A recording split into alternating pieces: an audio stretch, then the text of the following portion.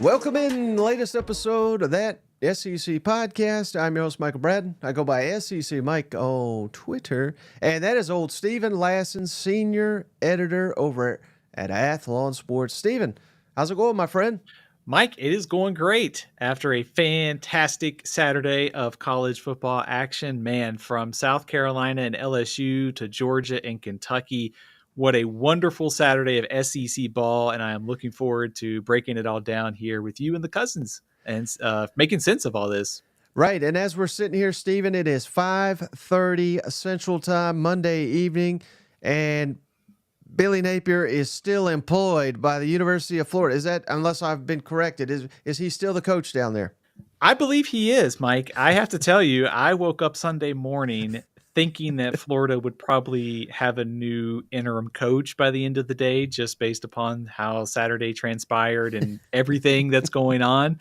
But yeah, he is still the coach, and I believe he had some media availability this week that's already been, booked. So Billy Napier will be leading the Florida Gators to Starkville. So there you go. Good luck. I can't imagine what you have to pay people to go watch Florida and Mississippi State play football right now. It has some very 1990s JP Sports vibes, doesn't it?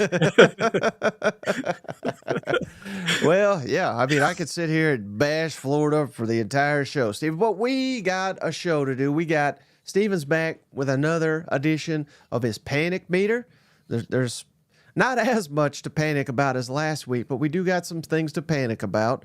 We've got Steven's updated college football playoff projections, which is still absolutely loaded with SEC teams. We're going to preview the upcoming week in the SEC. But before we do that, Steven, I'd like to share this because I just posted this about an hour ago.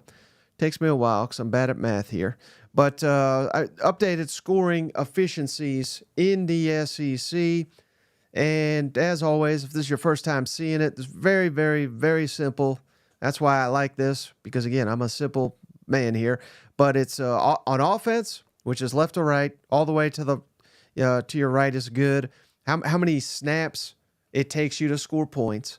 And on defense, how many snaps you're facing and how many points you're giving up there. So, the more snaps you face and the less you give up, the better you are on defense, and vice versa on offense.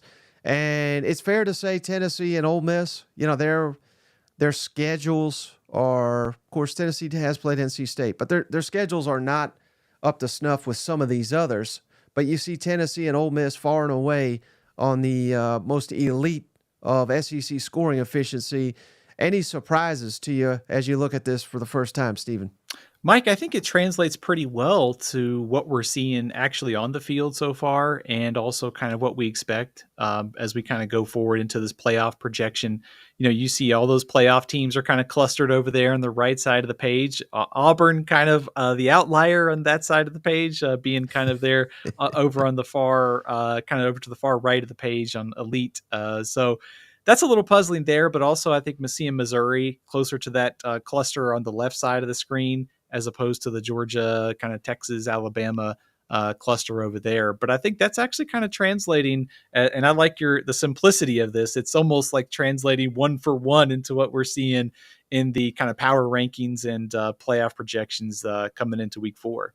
Right. And again, I know LSU, they've played Southern Cal, they've played South Carolina on the road, both those games away from Tiger Stadium. But to see they have, as of today, the worst scoring efficiency defense in the conference, that is troublesome. But again, they played perhaps the toughest competition of anybody in the SEC to date. So you got to factor that in as well. But and Auburn, to your point, it's very skewed because Alabama, A&M, they basically scored a touchdown on every offensive play, and they put a hurting on New Mexico's defense as well. So they're scoring at a high clip despite the travesty that was the Cal game. Yeah, I think that's kind of the question of all this in the early part of the season is how skewed are some of these things. So like the Auburn thing will work itself out, but also I think as we kind of go forward here, it's going to be interesting to track some of these numbers because as we're looking at the screen, I think Missouri will probably shift a little bit closer to that right side. Interested to see what happens with A&M after the big win. Like where does this number go? Also, I think seeing if Georgia and Texas get a little bit closer to that Tennessee Ole Miss cluster. Does the Tennessee Ole Miss cluster kind of slide back a little bit because of obviously the very early part of the schedule? Should note, Mike, you mentioned NC State. They struggled to beat Louisiana Tech this weekend. I'm becoming a little bit concerned, and I think Tennessee's still very good, but that win does not look as impressive. We don't talk about that, Stephen. We're leaving that off the table. NC State is a fine team and going to win their conference. They will probably pick up some steam. I'm a little alarmed that they've needed fourth quarter comebacks to beat Louisiana Tech and Western Carolina. Right. Well, I kid, but yeah, you're probably absolutely right. And that's why we have you on the show. Stephen, you're the measured one. You're the one that points all this out. And also because you have got your updated college football playoff projections and change here at the top, much like I believe it was the AP poll. Stephen, you have flipped Georgia and Texas. You got Texas as the number one team as today. This is your projection. The college football playoff, they would get the bye, as would Ohio State for winning the Big Ten, Miami for winning the ACC, and Utah for winning the Big 12. How close is that, though, Texas and Georgia, in your mind? Really close. Maybe I'm overreacting to one game at this point of the season, but seeing Georgia kind of struggle with Kentucky, whereas, and to be fair, both of these teams have good victories. Texas going up to Michigan, Georgia beating Clemson in Atlanta. So they both have good victories, and Georgia's played an SEC game, and Texas has played UTSA and Colorado State. But I think I've been impressed with the dominance by Texas through the first couple weeks of the season. So sort of maybe overreacting to Saturday's results, but I think Texas gets the nod here as we go into week 4. The good news is, Mike, these two teams are going to play later this year. They may play twice. They may play 3 times. So the good news is we may get Texas and Georgia a couple times this year. But I think just from what I've seen, I think these two teams are separated by very little. And then here's the first round as projected by Steven here. Georgia, number 5 seed, playing at home. What a sight that would be. Georgia, home game, college football playoff, hosting number 12 Memphis. Good luck, Memphis. You go need it for that one.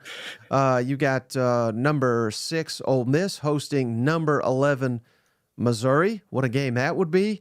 Number 7 Alabama hosting Penn State out of the Big Ten. And then Oregon, number 8, hosting number 9 Tennessee.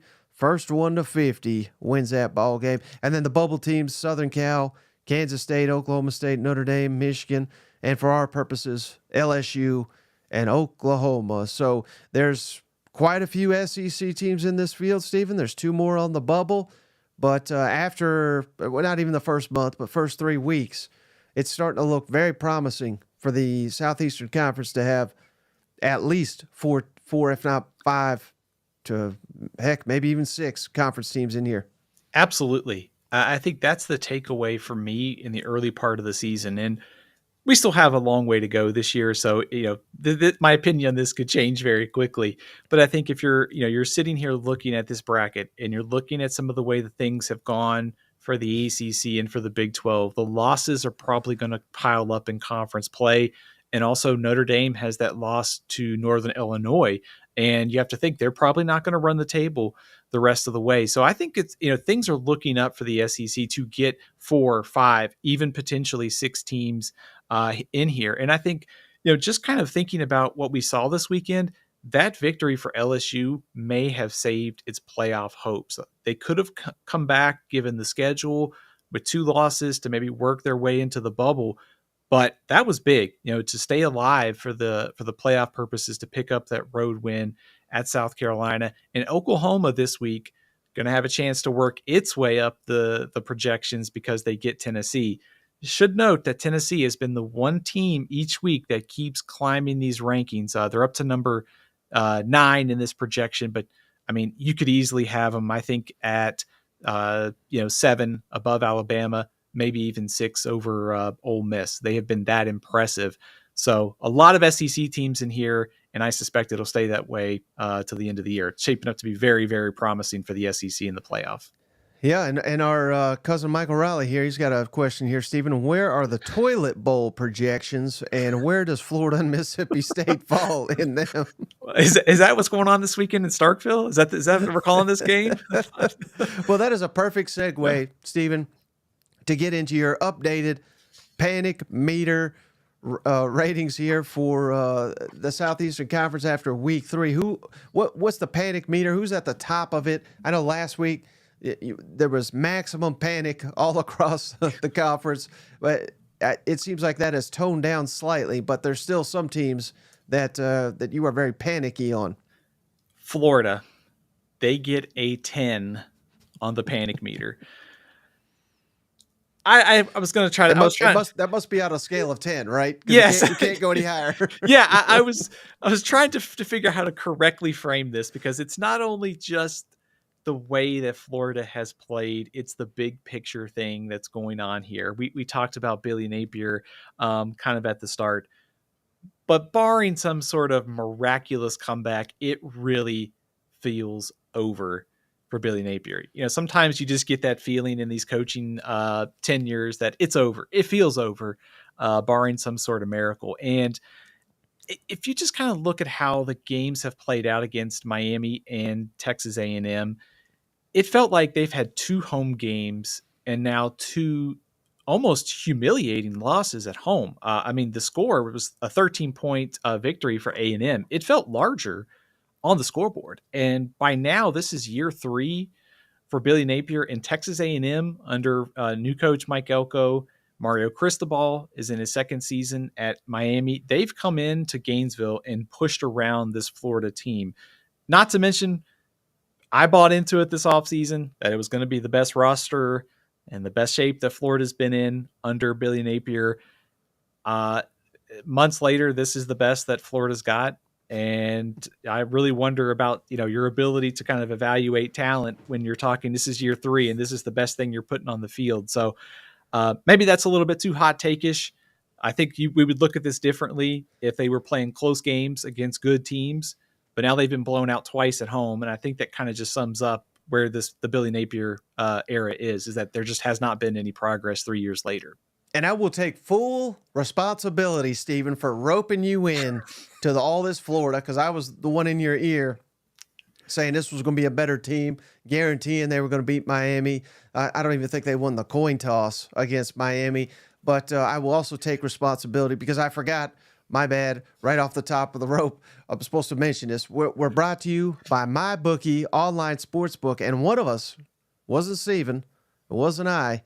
It was that other guy, Cousin Shane, who ain't even here. He locked the Gators down. So do not listen to the professor. Listen to me. I've got 2 MyBookie locks of the week in a row. So I'm going for 3 for 3 this weekend. That's head on over mybookie.ag today. Put in that promo code SEC. That's CHATSEC, and they're willing to match your initial deposit all the way up to $1,000, Stephen, and as little as $50. They'll double you over at mybookie.ag today with that promo code SEC. And if there were odds, Stephen, over at MyBookie, I don't know, there may be. First coach fired in the SEC. Good Lord. I mean, Billy's got to be there, right? 10 out of 10 panic meter. I don't even know why he's still the coach today. Totally agree. I was worried that I was being too hot take-ish, but it sounds like we're on the same page about this. It sounds like we're kind of both wondering why he's still employed as the head coach. I guess if you wanted to kind of get into the weeds and maybe say, well, maybe you're trying to keep the roster together for a few more weeks. You're worried about, what it could look like for 2025. Maybe he is the best option. I don't know. I think there's just nothing here that I've seen through the first 3 games that tells me he is going to be the coach next year, barring them running the table, and that would include some high-profile victories. But I haven't seen an ability for Florida to do that, right? I mean, unless I'm... Not under Billy Napier. No, of course not. Of course not. But let me ask you this, Steve, and I hate to just sit here and kick them while they're down, but, I mean, this is like a legitimate question, I feel like. what would be the more embarrassing loss? And we will get to you in a moment here, State. So again, I'm not trying to kick you while you're down, but I'm being truthful here. What would be the more embarrassing loss, Stephen? Losing on the road at Mississippi State. That is the hostile environment. They've got great fans. I'm not calling out the fans. I'm just kind of questioning their football program currently. Would that be worse, or would it be worse to lose 2 weeks to prepare? Central Florida. I know they're technically power conference, whatever, yada, yada, yada. There's not a Florida fan in the universe that respects Central Florida as a peer program. It's still a G5 in all our eyes. The Big 12 can't lie to me and tell me that's an elite team. So what would be the more embarrassing loss, Stephen? Mississippi State on the road or at home against Central Florida? I would probably go with Mississippi State just because I think UCF they're probably going to finish in the top half of the Big 12. They're just a better team this year. For I guess to kind of play like the connection game here, if you're Florida and you lose to Mississippi State, who just got pounded by Toledo, that's probably not the best of look for Florida, right? I think that's kind of why I would go with Mississippi State, even though it is a very difficult trip down to Starkville, and I suspect that there might be some motivated Bulldogs this week too. Right. Well, all right. So maybe we save the who's going to be the next coach till he's actually fired. But just have your list ready, Steve. As I know, knowing you have it ready in your back pocket, and it's going to go live on Athlon Sports the moment that needs to be done. But who's next on your panic meter here? Let's stick with that team in Starkville, and let's go to Mississippi State. I'm going to rate them as a 7 on the panic meter. I think, in fairness to Jeff Lebby, I think it was pretty clear coming into the season that it was a year zero type of situation, with just the significant amount of talent that was lost from the year before, and also the results from last year, but also what was kind of stepping into the lineup for Mississippi State. So I almost think Saturday's loss was sort of just a reality check. It's sort of a good reminder kind of where this program is and how far it has to go under Jeff Lebby. I was looking at their schedule coming up, Mike, and I was reminded that they play currently the number 1, 2, 5, 6, 7, and 25th ranked teams still to come this year. And it's not that Toledo won. It's kind of the fashion that they won. They jumped out to that big lead. I think they pushed them around a bit in the trenches. It's an alarming almost sort of reality check for where Mississippi State is, and the schedule's not getting any easier. So I'm having a hard time finding a win outside of UMass. Maybe it just speaks to there's just a significant rebuilding effort, and maybe it might even be steeper than we thought. And again, I'm trying not to just sit here and kick a fan base while they're down or anything like that, but I have long stated, and you could certainly find examples to go the other way, Stephen, but let me just put it to you this way. Toledo coach. I mean, I don't even know if I know his name. Is Jason his name? Candle, Rising Star. Yeah. That's what I thought. Let me ask you, Stephen, which team looked like the better coach team on Saturday? I mean, it's Toledo, right? Toledo. Yeah, absolutely. By a significant margin. And I realize he's been there a while. He's been building it. Mississippi State, complete opposite. Jeff Lebby just got there. This is a complete overhaul with the portal, with Mike Leach, tragic passing. I get all that. But what I'm trying to get to here is, and I've said this many times and people disagree with me, I would never hire a first-year head coach in the SEC. And you could sit here and say, well, Kirby Smart did it. Even Dan Mullen did it. I mean, those are the outliers.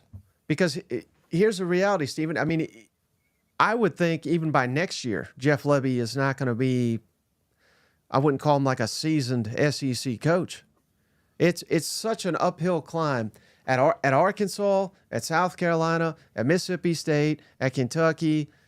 These schools, I would literally never hire a first-year coach because there's just no time for these fans are not going to give you 4 years anymore. Yeah. Would you agree with that logic, or am I making too much of just one awful showing here?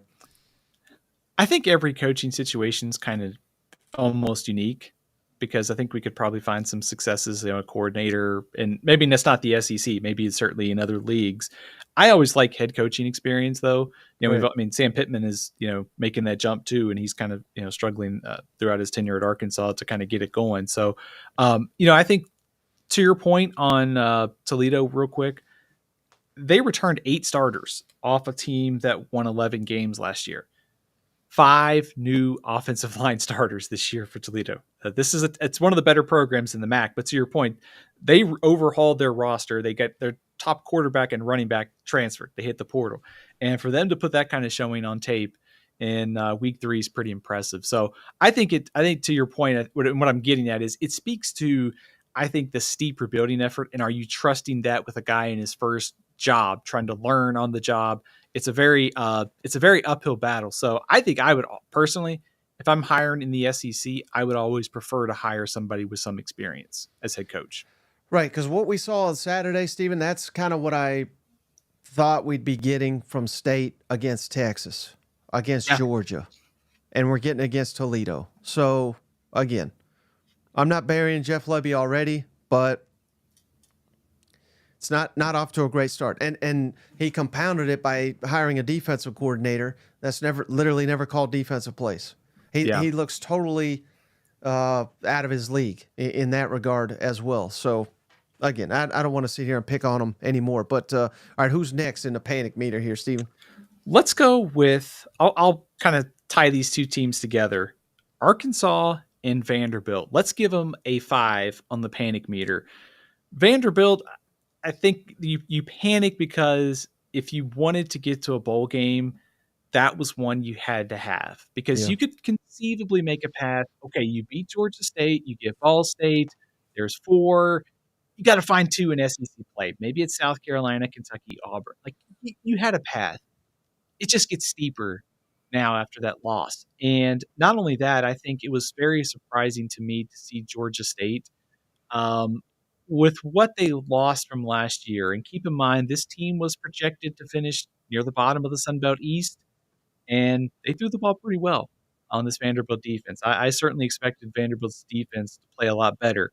You're going to see better offenses going forward if you're Vanderbilt. So I think you have to give them a 5 on the meter because they lost an opportunity to win a very winnable game, and their defense is a big question as we hit SEC play. And then I think on the other side for Arkansas, you could kind of almost tie these two teams together because Arkansas won a game they probably should have won by more, but they avoided the bad loss like Vanderbilt, but they also didn't play very well. Is that inconsistency after a very kind of hard-fought, emotional game at Oklahoma State? Are they looking ahead to Auburn?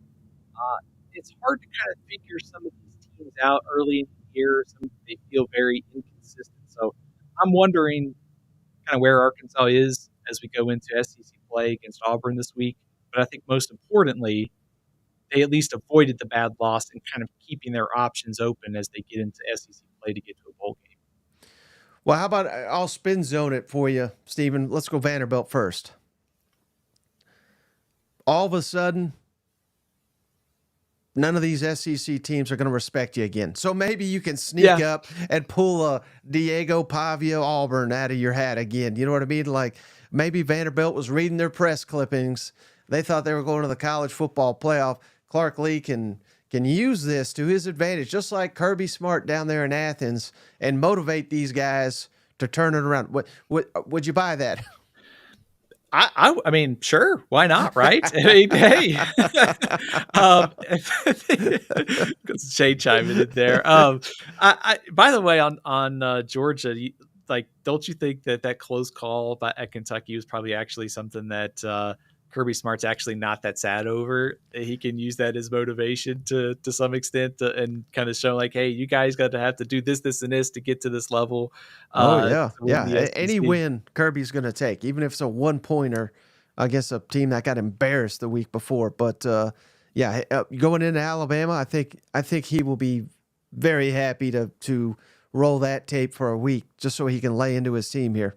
Oh, yeah. Speaking of reading too many press clippings, maybe they were reading too many press clippings after beating Clemson. They've been ranked #1. They go on the road and they kind of struggle in SEC play for like the third year in a row or however many years it is. But it's a good wake up call for Georgia before Alabama coming up, and that's why I kind of rated them only a 2 on the panic meter. I don't think there's any reason to panic if you're Georgia. I think there are some things that happened in that game that were very correctable. You get healthy at the line of scrimmage on defense. Obviously, Tate Ratledge being out is a big deal, but it feels like from an offensive standpoint, they just never got into a rhythm because of the way the line was playing, but they can also play a lot better defensively. So I only rate Georgia as a 2 on the panic meter because I think they'll be a lot more, at least they'll just be better and more focused playing Alabama here in a few weeks. Yeah, I don't disagree, but is it fair to say, Stephen, and I tried to throw this at, I think it was Cousin Shane. I just sit around and talk football all day. I don't even remember who I'm speaking to, but we have seen. Do you ever talk to yourself about football?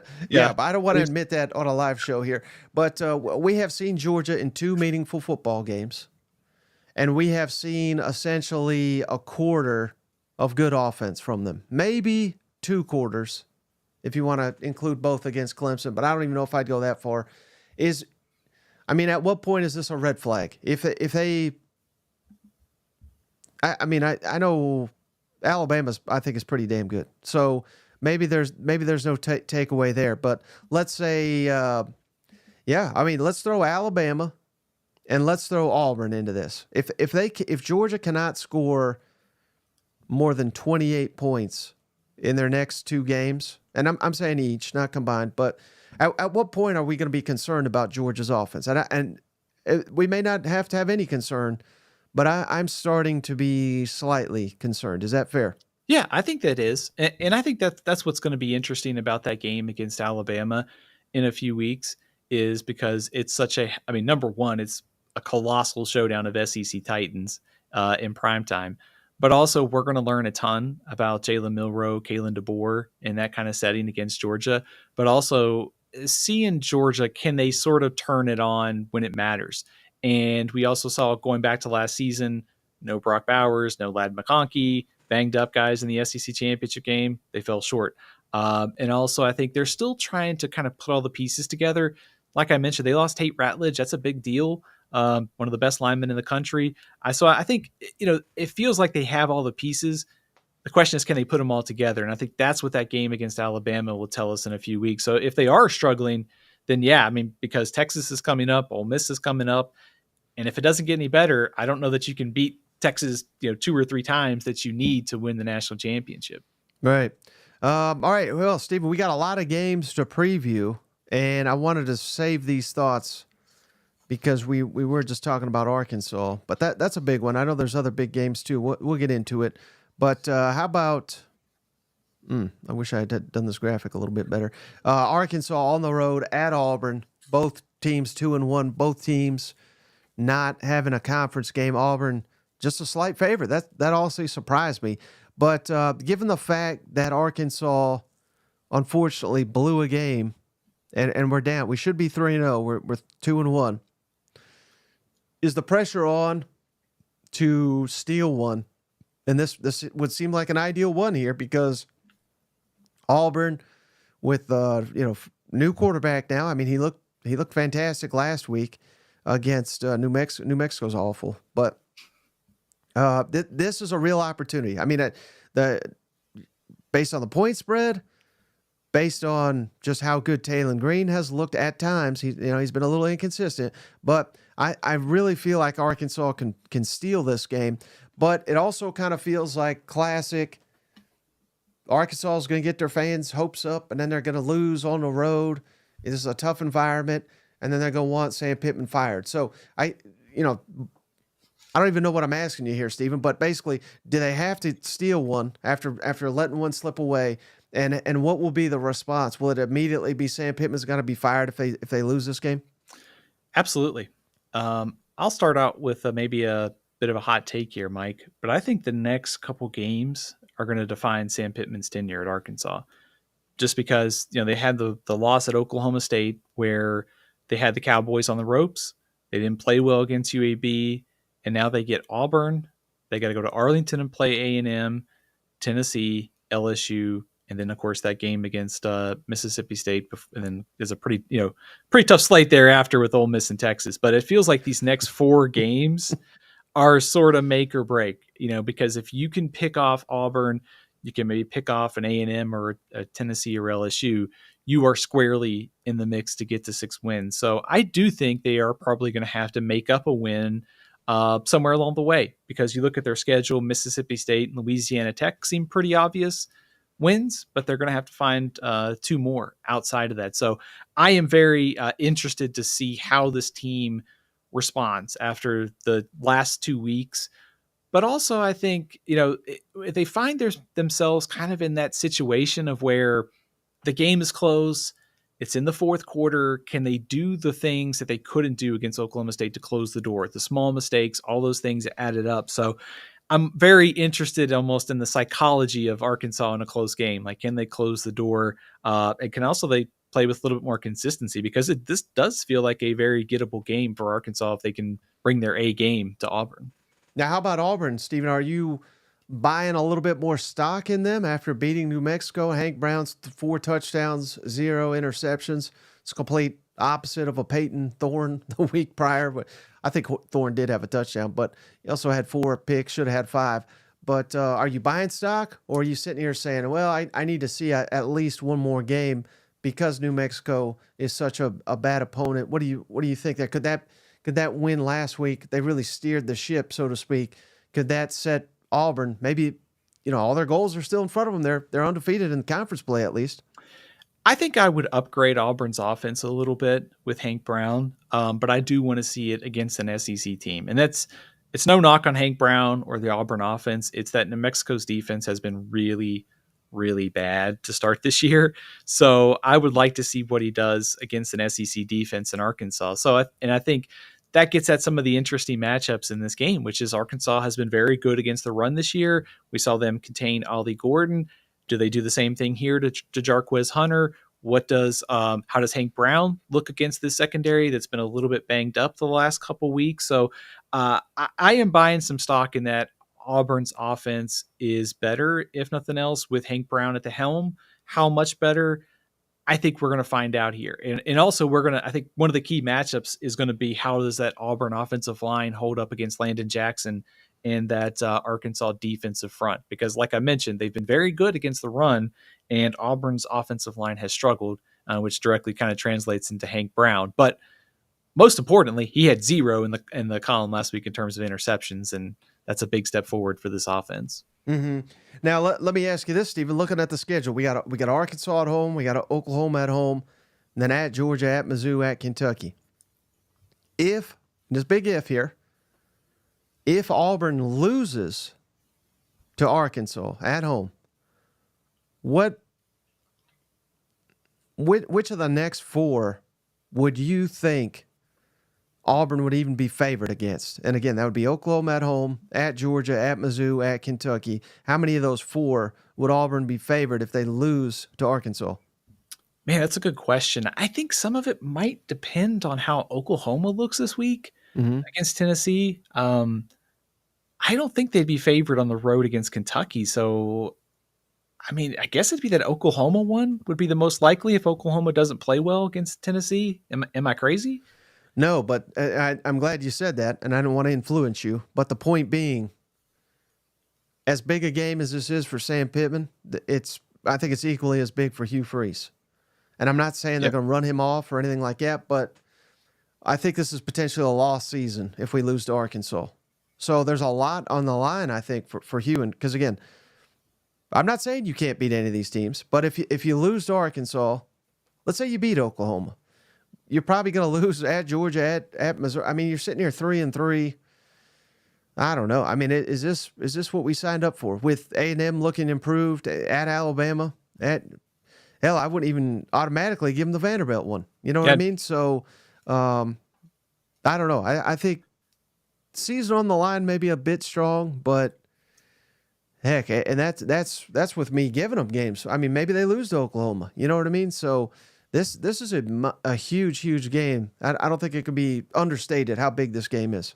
Yeah, Diego Pavia in November at Auburn, a very nightmare scenario for Hugh Freeze there. It just this game feels like a huge swing game.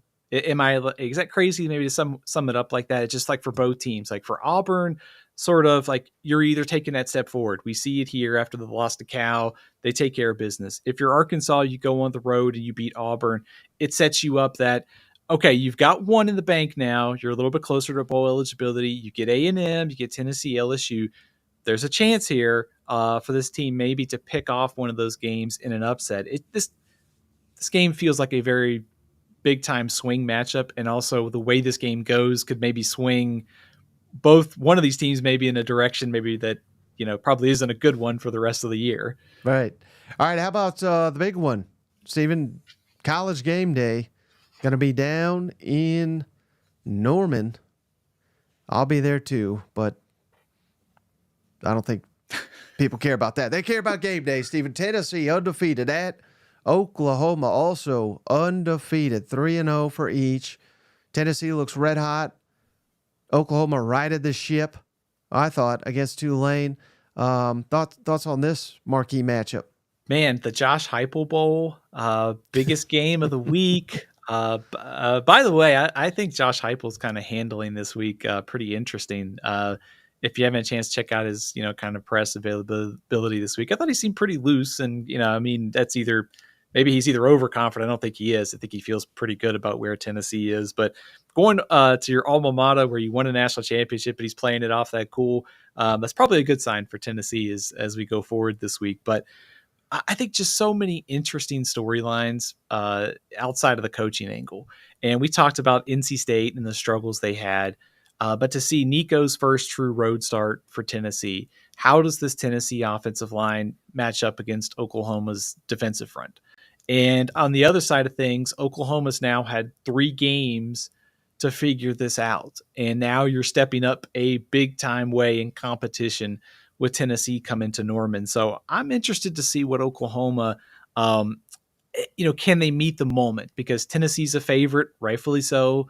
And the way that Oklahoma has played, they're going to need by far their best effort of the season. But I like the way Jackson Arnold played last week outside of the pick six, the way they were using him on the ground. And if you can get Nick Anderson back to team up with Deion Burks, I still think you can move the ball through the air on Tennessee's defense. So just a ton of interesting matchups and storylines.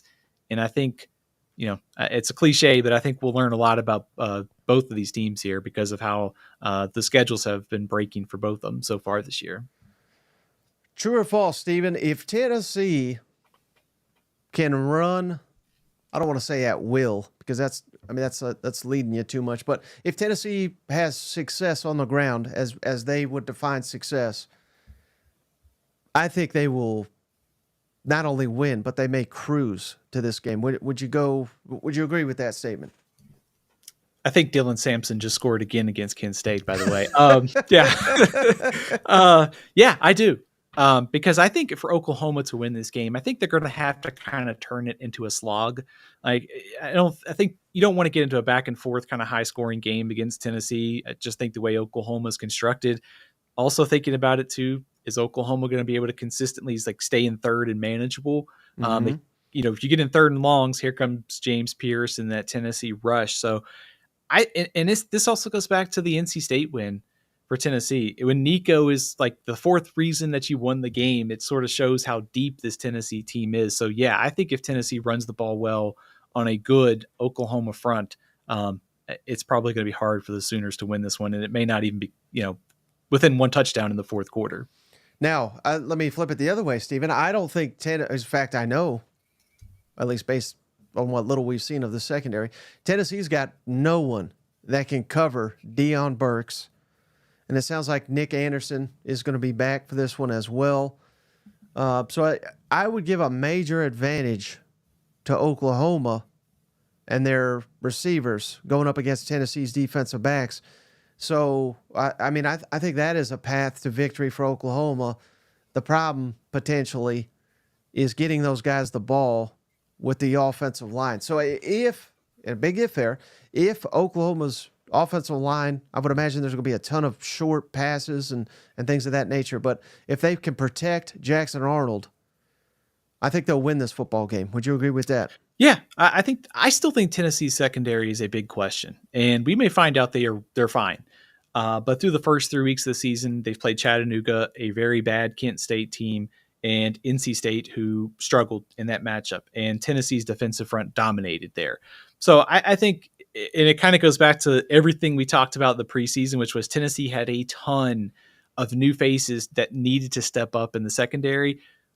But you can also mask those concerns if you're pass rush and you're winning up front consistently, which is what Tennessee has done all year. And so that's the matchup that I think is going to kind of dictate this game, which is if Tennessee's front is dominating like they did against NC State and Oklahoma, and they can't get Jackson Arnold and those receivers on track, I mean, it's hard to find a path for Oklahoma to win. So the offensive line for Oklahoma kind of has it.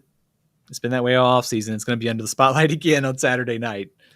And let me ask you this. We're not giving outright predictions. Steven's going to be back Wednesday night to give you his predictions. But if I ask you for a prediction, which quarterback do you predict will have a better performance, Jackson Arnold at home or Nico on the road, given what you know? Who would you kind of lean with right now? I would probably take Nico. That being said, I do think there is an opportunity here for Jackson Arnold. You know, we talked about the secondary and the concerns that Tennessee still has. If you get Nick Anderson back, you get Deion Burks in there, throw the two tight ends, Roberts and Sharp. There's a lot of weapons here that Tennessee's going to have to account for. I think Jackson Arnold could really pile up some stats in this game.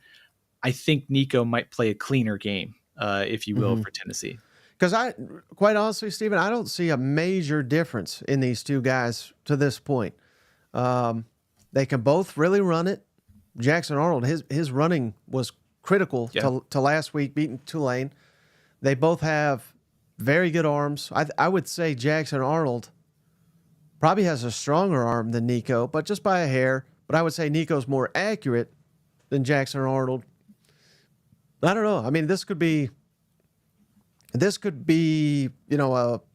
potentially two future Heisman winners. I mean, I think these guys are that good.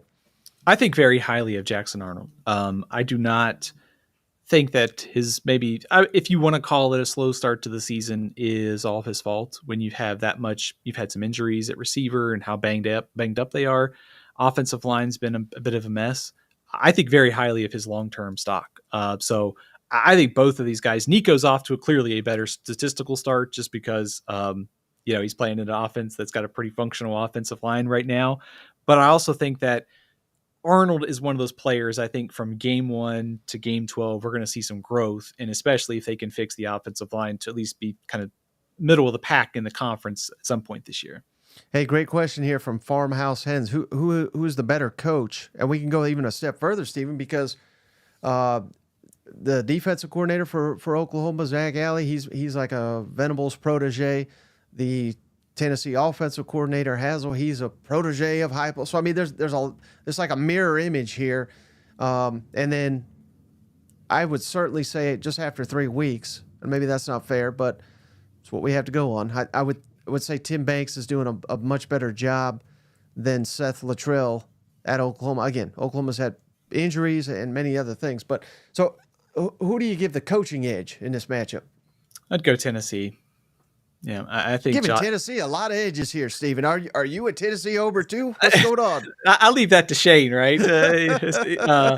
Yeah, maybe I'm tipping my hand on my prediction for Wednesday, but I think you got to go with Tennessee here. I think there are some things that you've seen so far, and it happens to every coach, especially Brent Venables, who's still pretty young in his coaching career. There's just some in-game stuff that I've seen that's like, it's got to get cleaned up, I think, as you go into the SEC. But, I think Luttrell and Zach Alley are very, very solid coordinator hires. Luttrell's off to a little bit of a slower start. I think if, this was kind of a make or break year, I think, for Tim Banks, and I think so far, so good. We'll find out on Saturday night, I think, maybe a little bit more, because if the defense struggles, then maybe we're having a different conversation come next Monday. Right. Man, I had one other, but I forgot. But oh no, let me ask you too. I know this is a tough comparison because it doesn't quite fit. But last week, Missouri, Boston College, Missouri's defensive statistics were out of this world because they, quite frankly, had not really been tested. They got tested by Boston College, and they got down. Then they responded, and then they more or less dominated the game.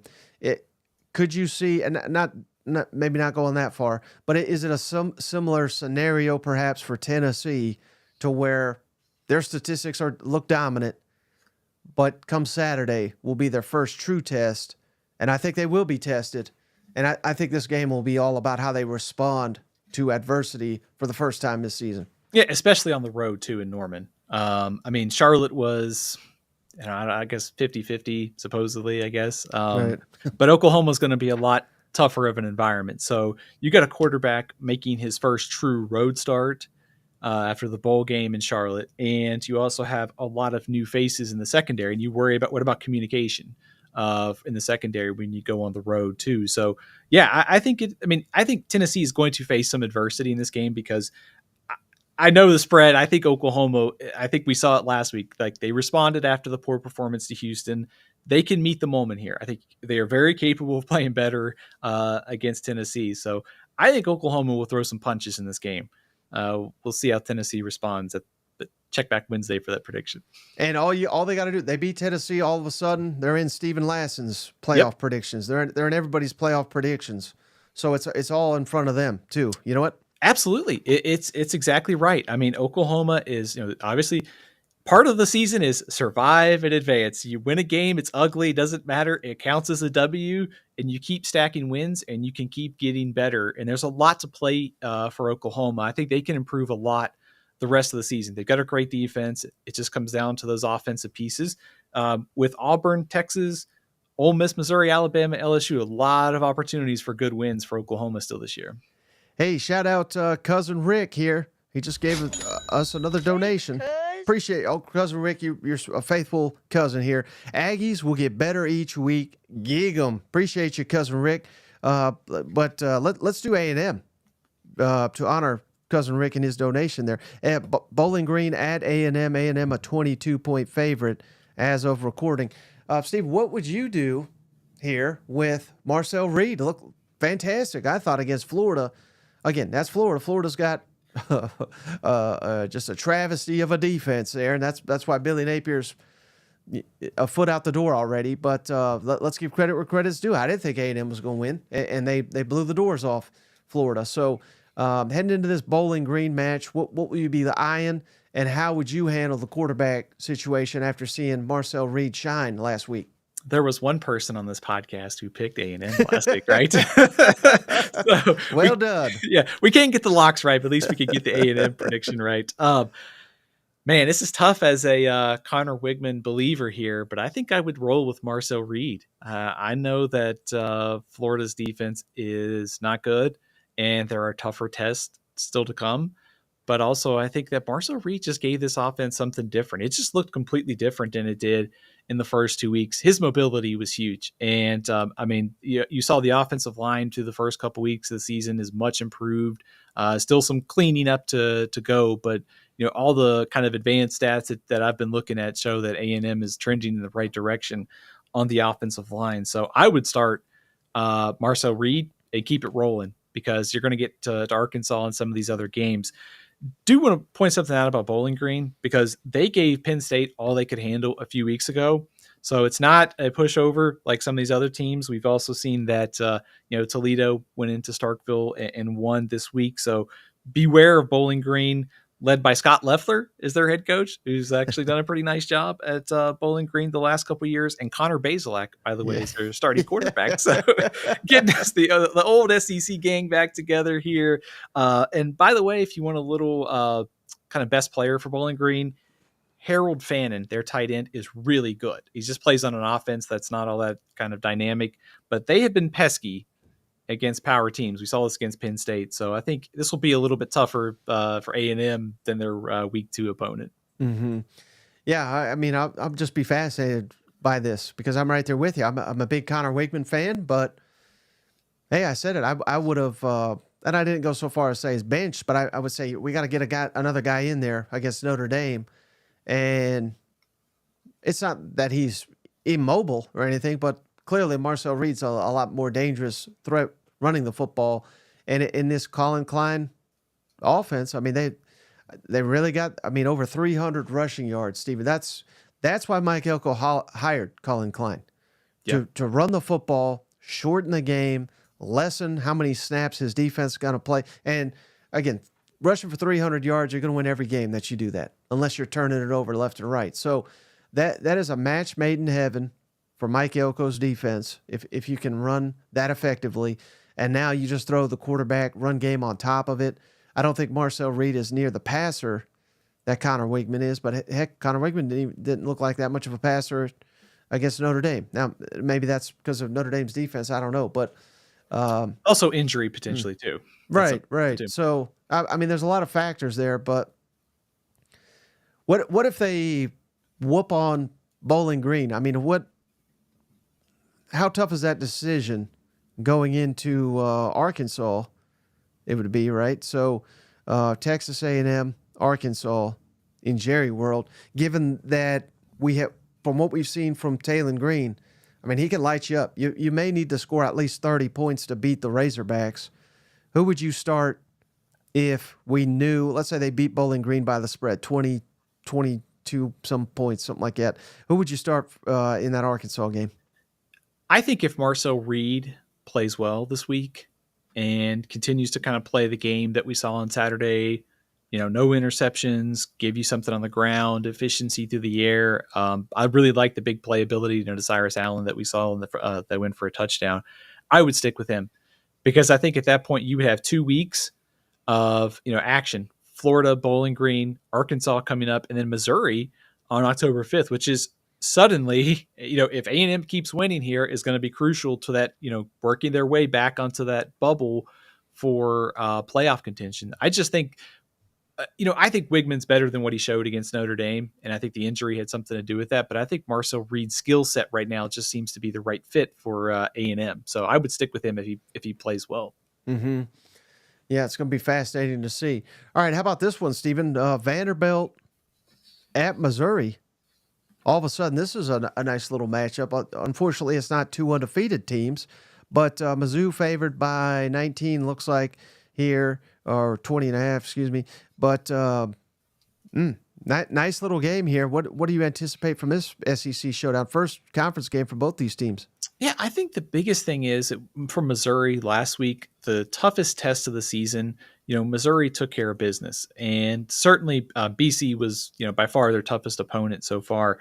And the defense gave up they gave up a touchdown on the first drive, one at the very end, and one kind of on a busted play. So I think the initial returns that this defense may not be as dominant or as good as the 2023 version, but I think you have to like what you saw against a very dangerous and very dynamic quarterback in Thomas Castellanos, and they shut down BC's run game. That's a good sign with Diego Pavia and that Vanderbilt rushing attack coming in. So I think this obviously Missouri favored, by 20 points for a reason here. I think after Vanderbilt struggled to stop Georgia State's passing attack, here comes Luther Burden, Theo Wees, and Brady Cook. It's not a great matchup for Vanderbilt.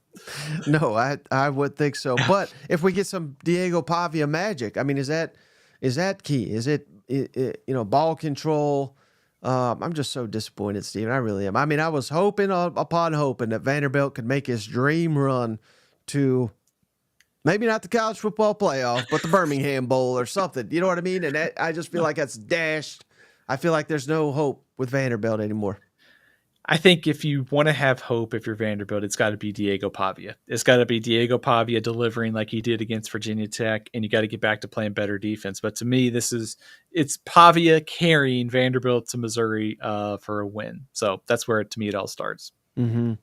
And any concerns that Mizzou did give up those 21 points aside from, or excuse me, as previously being unscored on and looking like the mightiest defense in the land. Yeah. I don't know. I was going to say, I don't know if it would have been very impossible to like pitch shutout after shutout all year. That'd have been kind of cool if they did. But no, I actually thought, Castellanos is really dangerous at quarterback for BC. And I thought they did a pretty good job once they kind of got settled into that game. So if they give up 30 plus points this week or so at Vanderbilt, I will be very concerned, especially with the matchup against A&M looming. But I think I like to see dominance when you play overmatched teams. And so far, Murray, Buffalo, they did pass their first test. I think Missouri's defense is trending in the direction you want to see it. Let's say they take care of business and they don't have to get a shutout. Again, that's unrealistic weekend, 3 out of 4 weeks. But let's say they, I don't know, 10 or less or something like that. Or would you say that Missouri's defense, just the defense here, has been, where would you rank that among like the most pleasant surprises in the conference this year? Because I would have to think that's pretty near the top, because that was the talking point all off season. Well, they lost the coordinator, they lost all these draft picks, could take a real step back. That's got to be near the top of the most pleasant surprises in the conference so far. Yeah, that or maybe South Carolina's defense. I know obviously South Carolina gave up 30 plus points to LSU, but I think the level of play at times has been a lot better than sort of that total, I guess. So yeah, I think one of those two, Missouri or South Carolina. Mm-hmm. All right. Well, how about this one, Steven? I mean, I've been holding off on this one. It's this, because again, hopefully I miss this game, because I've never said that about an SEC game before, but I'm going to be on the road, so I will not be, doing anything extra to catch it. But Florida at Mississippi State, they're both 1-2, hoping to get to 2 and do it too. Man, thoughts on this rock fight here, Steven? Yeah, I mean, like I said, Mike, it has JP Sports written all over it. The JP game of the week in the SEC. In all seriousness, I think there's an opportunity here for both teams. If you want to kind of go with the optimistic path for Florida, any shot to get to a bowl game contains this victory. Same thing for Mississippi State. I'm also kind of looking at this as a bounce back opportunity. Like, which team sort of seizes that bounce back? Because Mississippi State got humiliated at home by Toledo. Same thing for Florida. It's been twice. Florida all week, I am sure, is going to hear about Billy Napier and his status. Does that play a factor at some point for Florida if you're hearing all this noise in the background? And just how interesting that this game could play out, because Florida's secondary has struggled. If Mississippi State can protect Shapen, there's going to be some opportunities there. If you're, Montrell Johnson, the way that Mississippi State has struggled to stop Arizona State and Toledo on the ground, you would think Florida should be able to get Montrell Johnson going and sort of run the ball, keep Mississippi State's offense on the sideline. So a lot of interesting matchups here, but I also think like the sort of psychology of this game is pretty interesting. Like, Florida's going to be hearing all this noise. Can they go on the road and respond? And I think if you're Mississippi State, I think you should be pretty eager to respond after the loss to Toledo last week. It may benefit Florida getting the heck out of town, True. Out of Gainesville, locked in, and go on the road. But I was just thinking of, as we're sitting here mocking, well, as I sit here and mock this game, you're taking it seriously. But man, it was not that long ago. Remember, Dan Mullen takes his first Florida team down to Starkville. That was one of the best games on the calendar. And Florida squeaked by that Joe Moorhead team. But man, how far these teams have fallen. You know what? Yeah, to be like almost an afterthought that Florida is playing a conference game at Mississippi State this week, and for both teams to be 1-2 at this point. Yeah, it's fallen pretty far off the radar in terms of just national interest. And I mean, it's our 4th or 5th game that we're talking about this weekend. That says a lot about where these two teams are. Let me ask you, if you think they're being completely honest, Steven, do Florida fans, do they want to win or do they want a loss? Oh, that's a good question. Oh, man. I don't know. Would you rather just like go ahead and lose, just get Napier out of there, right? I mean, I think that's the move. yeah, right. You know? Yeah. I don't know. I might have to tweet that one out. Speed up the process, I guess. Like, All right, how about this one, Steven? I can't believe SEC Nation is going to go to this, but it's a 20 some odd point spread here. We got UCLA coming off a fresh beatdown by Indiana, I believe, going to LSU, red hot LSU. Let me wait before we get into the preview. Let me ask you this, Steven, because this kind of occurred to me. I've been hard on LSU, and I was really hard on them when they were down 17-0 and thought, whoa, boy, they're worse than I thought. You know what I mean? Yeah, but, you should have known how I felt picking LSU and they were down 17-0. But could last week prove to be the catalyst that kicks off a potential playoff type run? Because a lot of teams on the road down 17 would not have come through. I think there was a lot of growing up in that game. Would you agree with that? Yeah, absolutely. I think if you want to be optimistic, I mean, for LSU, number one, Caden Durham was really impressive at running back, and we wondered where's the rushing yards going to come from this year. He was great. He's part of the solution, I think, going forward for LSU. And you got a little bit of balance now. And some of those situations we saw against USC, could they finish at the goal line? Could they punch in short yardage opportunities? Well, now you may have your guy at running back to bring some balance there. For LSU, but also just in the big picture sense. I mean, that schedule coming up with UCLA, with South Alabama, you should be 4-1 with an off week playing Ole Miss. And even after that, you get Ole Miss and Alabama and Oklahoma at your place, and all those road games are very winnable. So I think that was a season-saving kind of victory. At 10-2, you could make the playoff. But man, now you kind of bought yourself a little bit more margin for error in one of these games, whether it's Alabama or Ole Miss. I think if you lose, it's they're probably going to be in the playoffs, so maybe your resume looks a little better. Right? Yeah. I mean, I'm just saying. I think a lot was picked up, and those are the type of wins that kind of can propel you to big things. I really do think. Yeah, I do too. I still have major questions about this defense, though. I mean, they gave up some big plays to Sellers and Sanders on the ground, and I don't know how much better it's going to get. It may get better just by default of season kind of settling in under Blake Baker. UCLA is probably not going to be a huge test for this group. Let's just put it that way, based upon what we've seen from UCLA through the first 3 weeks of the season. All right, how about this one, Steven? I'm getting just inundated with Arch Manning questions. ULM at Mighty Texas here. I don't think they have come out and said, but it certainly looks like Arch Manning is going to get his first career start, and he looked fantastic against UTSA. Thoughts on Texas? Thoughts on this quarterback drama, which I don't really think is drama, but it's going to be hyped to no end. And any tidbits you got on ULM? Yeah, so first of all, on ULM, they were kind of projected to be one of the worst teams in the country this year.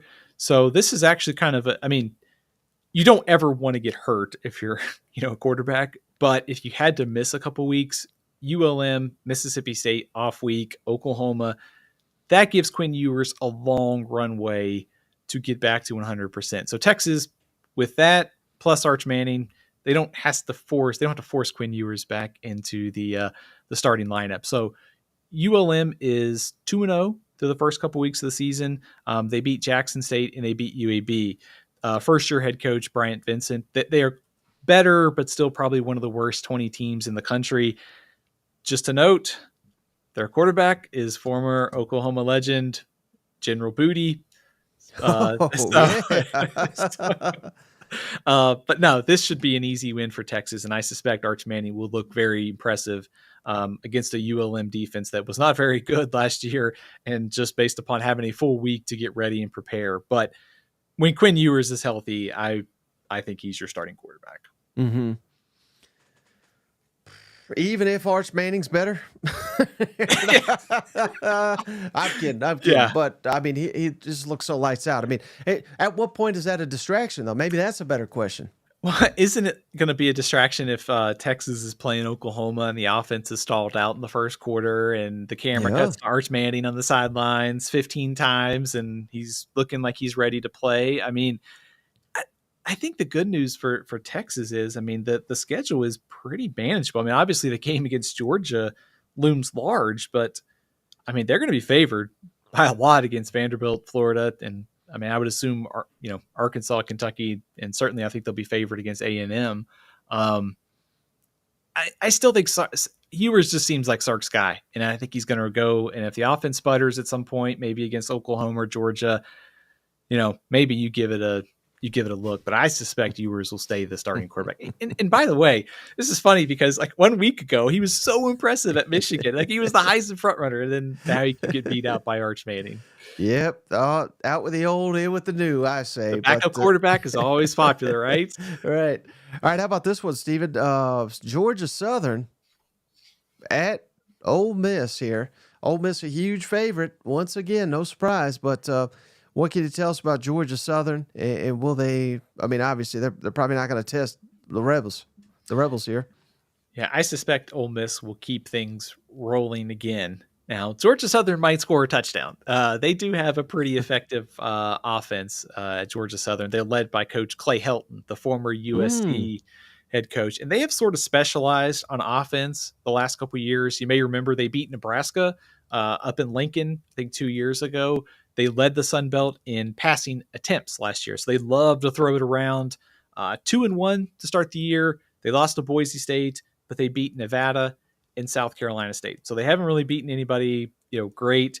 And they are struggling in a very, very big way to stop the run. So Henry Parrish, Ulysses Bentley, I would suspect they're probably going to have a very nice day on the ground in addition to Jackson Dart as well through the air. But I suspect, Mike, this is another easy 30, 40 point win for Ole Miss. Right. And I was just looking it up. So Ole Miss got a top 20 rushing offense efficiency in the country. They got a top 10 passing. So you're going to have your hands full, buddy, on Saturday. Let me just tell you that. Yeah. Boise State smashed Georgia Southern's rush defense in the opener. Not surprising. Boise State's got a good running back and a good offensive line. But, man, if they can do that, this Ole Miss team is going to light it up on Saturday. All right, how about this one? The spread surprised me here, Stephen. Ohio at Kentucky. Kentucky's just a 15-point favorite, but maybe that's a little bit with, coming off the Georgia game, beating up a little. Thoughts on Ohio here? I think to some extent that spread might be just how this game could really kind of play out. It might be kind of like kind of sluggish. I will say, just to make this kind of easy for fans to kind of figure out, is Toledo, I think, is better than Ohio. Ohio is one of those teams that all offseason got hit hard by the portal. They were down to just 5 or 6, even maybe fewer by some accounting, returning starters. So they were down a lot of personnel, but they've done a nice job the last couple of years of recycling their roster. And 2-1 through the first couple of weeks of the season. They lost to Syracuse, but they beat South Alabama and Morgan State. If Kentucky wants to win this game comfortably, you've got to stop the run, because that is what Ohio wants to do. Anthony Tyus, their running back, is a transfer from Northwestern, and he's off to a good start this year. A little bit inconsistent quarterback play, though, through the first couple weeks of the season. One of the better programs, I think, in the MAC, but a lot of new faces, and they lost to Syracuse. So I think if you're Kentucky, this one shouldn't be close, albeit we've seen Kentucky kind of mess around in some of these games recently. How about this question from Cousin Bobby, though, Stephen? He says, which Kentucky shows up, the South Carolina version or the Georgia version? Which version do you think is closer to the actual Kentucky? I was going to say, are you worried, if you're Kentucky, about playing a physical Georgia team and sort of expending 150% of your energy and then having to turn around and play Ohio, who just played Morgan State, who's going to be eager to go into Lexington and pull off the win? I think I would if we got destroyed by Georgia and we still played our guts out. I think losing by 1 with our gutless coach that's punting, and he was really auditioning for this Iowa job, Stephen. But, I mean, losing by 1 to now I guess they're number 2 team in the country, but same thing. I think that will motivate you to come out guns a-blazing and say, we just went toe-to-toe with the best, and we just fell 1 point short. I think that Kentucky should come out here and play some inspired football. I would tend to lean in that direction. I would also say I think Kentucky, the offense. I mean, I'll give some credit to Bush Hamden because I've been pretty critical of him, but I thought they had a nice plan on Saturday. They just kept doing the same thing over and over, and it was working.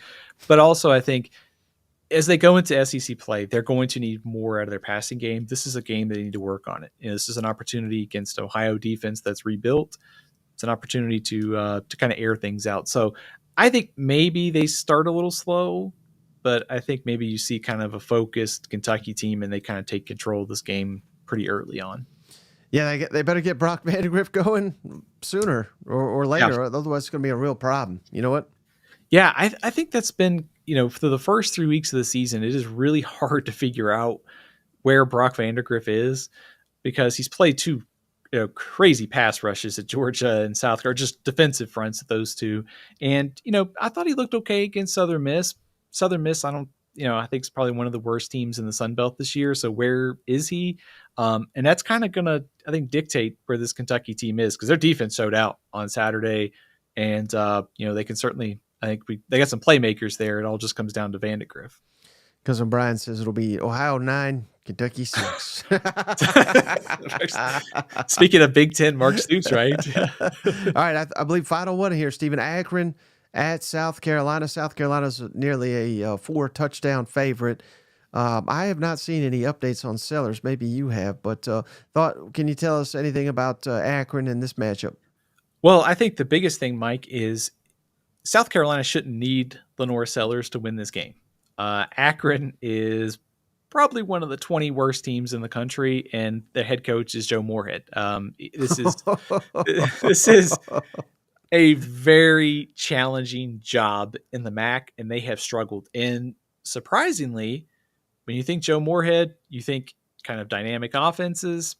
Really hasn't taken off that way at Akron. Their strength last year was on defense. This is the problem, though, for Akron on Saturday. They gave up 46 sacks last year. They've given up 9 already this year. Dylan Stewart, Kyle I was just going to say, this is the wrong team to be going up against. Right. They lost to Ohio State in week 1 and Rutgers. I thought they maybe played a little bit better than the scores kind of indicated, but still, this is a game South Carolina should take control and win. It should not be as close as it was against Old Dominion.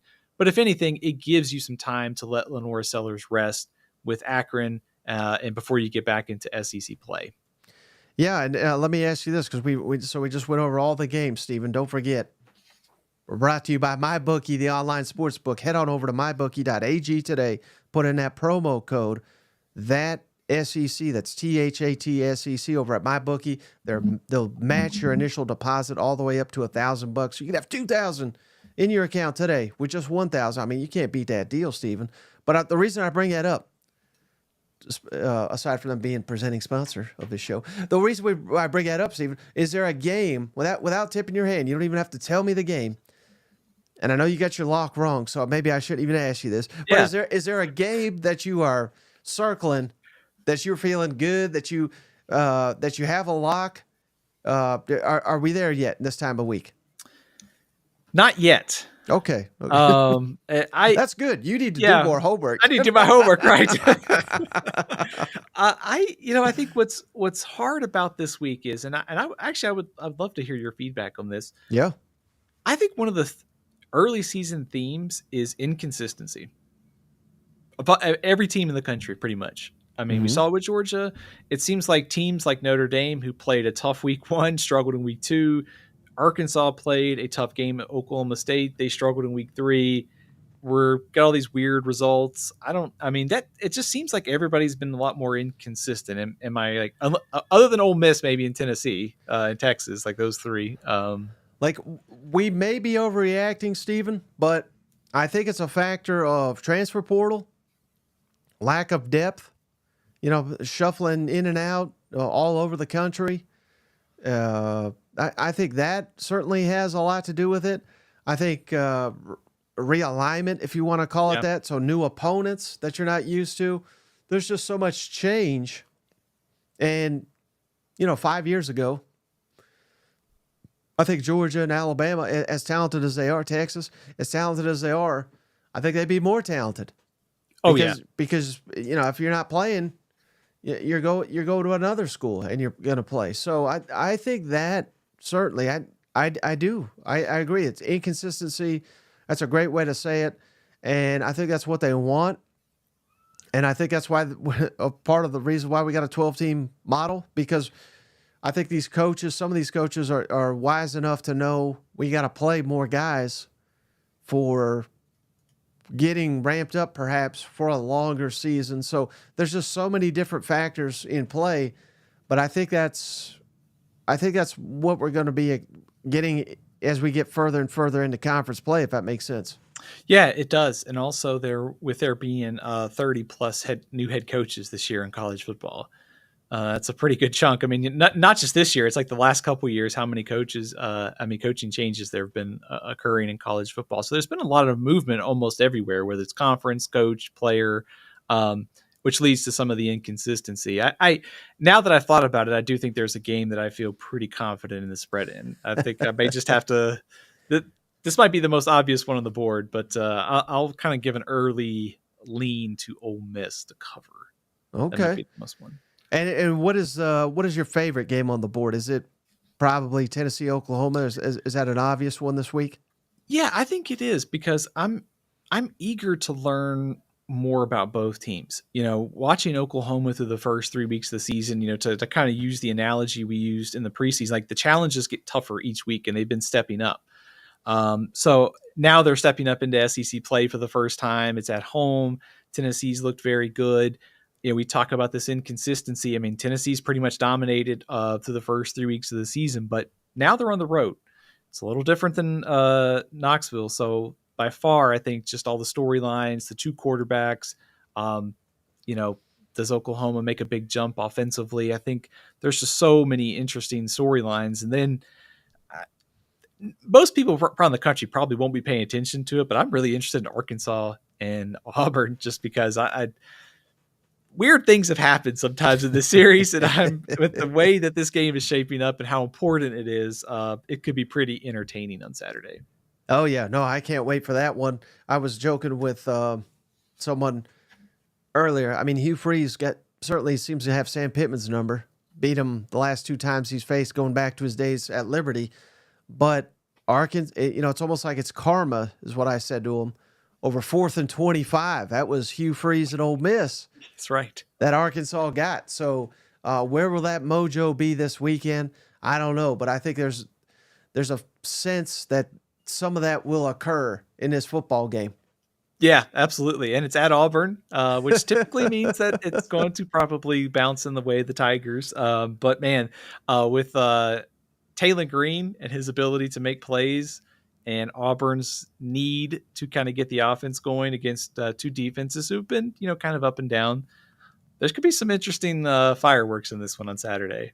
Oh, hey, one bonus one, Steven. I know this is a ways out, so I'm sure you haven't like dove into the numbers or anything, but early thoughts. I hate to do this 2 weeks out here, but I knew you were going with this one. I was going to do it. Yeah. Georgia at Alabama. Any early thoughts on that, and who you would perhaps give an edge to, which you could completely change your mind at a later date, but just knowing what you know today, maybe just an early edge in that one. I think I would give an edge to Georgia. I think I did see what I needed to see, though, from Alabama to bounce back from the South Florida game to go dominate Wisconsin. I also like the progress on the offensive line.